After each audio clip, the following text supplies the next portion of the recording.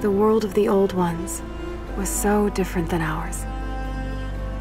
They had built incredible cities with towers that reached the stars. But a darkness came, and their cities turned to graves.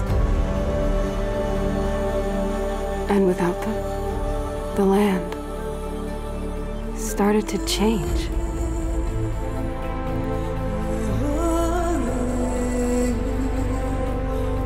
Their great cities faded away. And in their place came new life.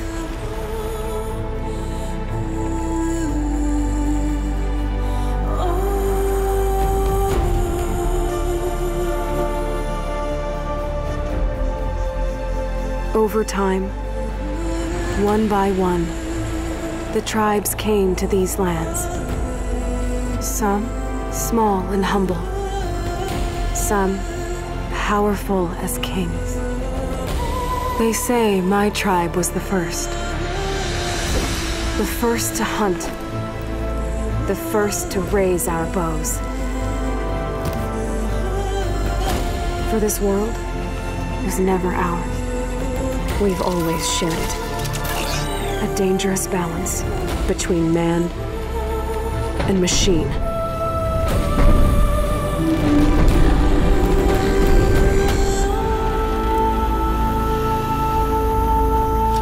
There's the herd.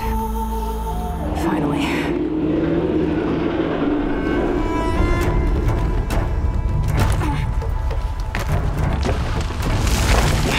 Damn it. A watcher. Better stay out of sight. Go away. No, you don't. Sorry, little one. I couldn't let you call for help. Perfect day for a hunt.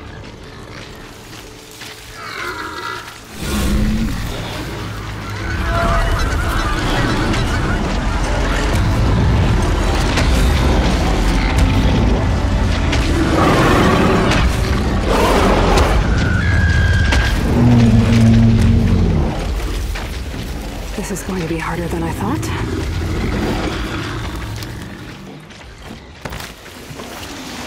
Okay, those canisters should be full by now.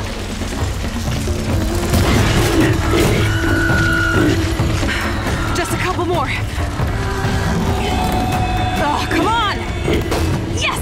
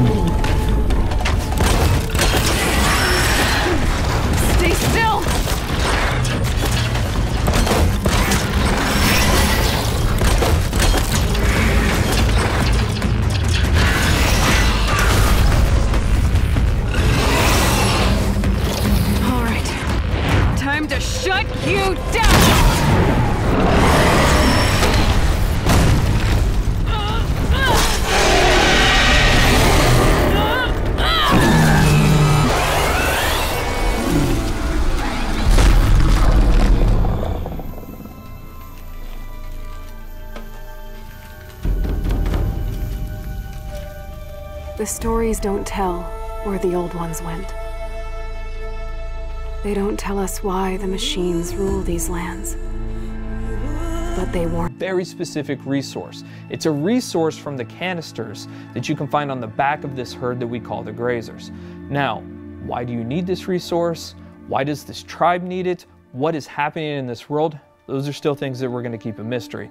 But you will desperately need to retrieve this because it's a critical part of what's happening. As you're looking at this screen, for the very first time, you're going to notice some of our UI or our HUD elements. Now, the art on this isn't exactly final, but you can start to see how the game is really starting to creep into what we're doing. You can see in the top middle part of the screen that there is a compass. Now, we've hidden our quest markers and our quest objectives, and we'll talk about a quest here in just a moment, but you can see a compass certainly denotes an open world style of adventure. In the upper right-hand corner of the screen, what you can see is the very beginning of a level and an experience bar. So you can start to see the RPG elements start to seep in. In the lower left-hand corner of the screen, you can actually see our health bar. It's unusual, it's painted like an arrow. Some of the tribal influences are certainly coming into the UI and HUD, and even though the art's not final, you can expect that those tribal influences will stay. You've seen a number of locales inside of the trailer for Horizon Zero Dawn. You've seen some desert, you've seen some snow, and of course you see here the forest. And currently Aloy is crouched in what we call some stealth grass or some tall grass. Stealth plays an incredibly important part of Horizon Zero Dawn. In fact, you can see the UI element for this right underneath the compass is a little circle. That is in fact a stealth indicator. And so Aloy will need to wait for the right moment in order to introduce that stealth attack. Sorry, little one. So we mentioned that there are a couple of RPG elements, right? One of those things that you just saw, especially if you've got the keen eyes or if we zoom in on it, is the number 825 that just popped up. So that number 825 is incredibly important. Why? Because it denotes that there are, in fact, RPG elements hiding behind the hood. That is a damage value. We call that floating combat text, and you can see that number pop up. But now we've actually also gotten into the loot menu. Now, we've described previously how important the machine parts are to the world of Horizon Zero Dawn, but here we're showing you some of those parts. In fact, that flame coil that you can see on screen is one of the elements that's required to build explosive arrows. Now, machine parts are incredibly important. The economy, the entirety of the world of Horizon Zero Dawn is built around these machine parts. So here you can see Aloy picking up what is essentially a couple of health plants. Now those will fill up your health if you get low, but the important thing here is actually what they represent. You will want to explore every nook and cranny of this open world. The ancient city, the tops of mountains, rivers and valleys, all kinds of settlements, because you never know what you'll find. Guerrilla's DNA is strong in Horizon Zero Dawn. We've talked about this game being an action RPG, but Guerrilla Games is really known for its action. What Aloy is going to do here, she's going to use what we call the explosive tripwire. And that is really used as a trap. It can be used as a defensive countermeasure, but it's mostly used as a preventative measure. She knows, because she spent so much time with these machines, that these grazers are incredibly skittish, that they will run off at the first sight of her or the first sight of noise. And she knows that if she's going to complete this quest, she's got to get those canisters. So for her, the best way to make sure this happens is to set these explosive tripwires down and try to find a way to force the grazers into the traps. So that's what we're going to try and do. We're going to set down a couple of these traps and we're going to try and create a distraction.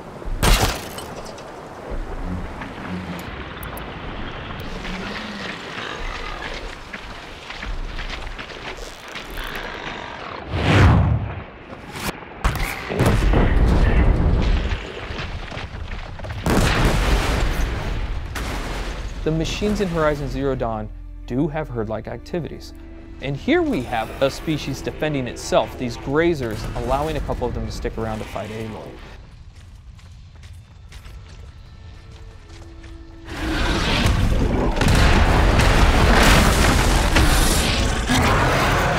This is the mighty Thunderjaw. One thing that you will immediately notice is the size differential between Aloy and the Thunderjaw. The Thunderjaw is 24 meters long and it's 10 meters wide.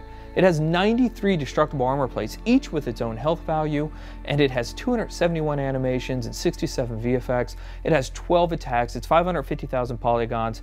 And so what we're taking a look at here is actually some of the strategic and tactical elements of a fight that Aloy will want to think about when she gets engaged with the Thunderjaw.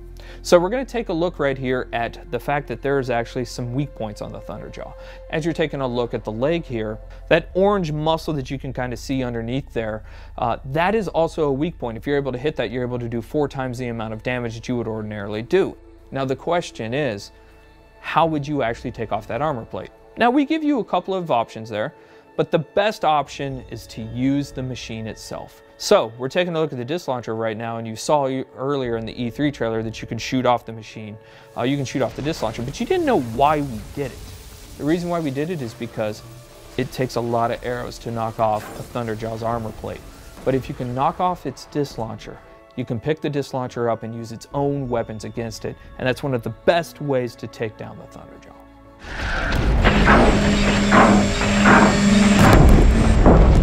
Fighting the Thunderjaw is an awe-inspiring experience. We talked previously about the fact that it has 12 attacks. A number of those attacks that you're seeing now you hadn't seen before. It's not that it has a tail swipe and a foot stomp and a little bit of a disc launcher attack. Shooting off those disc launchers is incredibly important for a second tactical reason.